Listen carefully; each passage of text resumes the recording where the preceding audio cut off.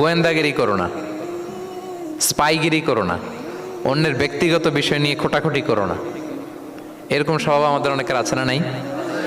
তো অনেকে দেখবেন যে অনেকের প্রাইভেট বিষয় নিয়ে খোঁচাখুচি করতে সে বড্ড মজা পায়। আছে এরকম?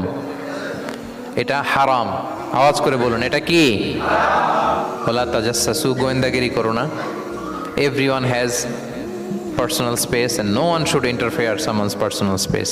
কেউ কারো পার্সোনাল স্পেসে ইন্টারফেয়ার করা যাবে না। প্রত্যেকের একটা প্রাইভেট এরিয়া আছে, প্রাইভেসি আছে। দেখেন ইসলাম প্রাইভেসিকে কত গুরুত্ব দেয়। প্রত্যেকের প্রাইভেসিকে ইসলাম কত গুরুত্ব দেয়। কারো প্রাইভেসির মধ্যে ইন্টারফেয়ার করা এটা ইসলাম পছন্দ করে না। এজন্য খবরদার, কারো ব্যক্তিগত কোনো ইস্যু নিয়ে আমরা নাক গলাতে পারবো না। কারো মোবাইল ধরে মোবাইলের গ্যালারি চেক করা, কারো ইনবক্স চেক করা, কাউকে না বলে কারো চিঠি পড়ে ফেলা, উকি মারা, আড়ি পাতা, এগুলো হারাম। এগুলো কি? তো এরকম সব আমাদের আছে না নাই? আড়ি পেতে শুনতে চাই, উকি মারি, তারপর সে কি করে দেখি তার প্রাইভেট মুহূর্তে, তারপর তার মোবাইল চেক করি, তার গ্যালারি চেক করি, তার ইনবক্স চেক করি। এই দায়িত্ব ইসলাম আমাদেরকে দেয়। এমনকি ইসলামী রাষ্ট্রও যদি হয়, ইসলামী রাষ্ট্রের জন্য এটা দায়িত্ব না যে প্রত্যেকে ব্যক্তিগত তার বেডরুমে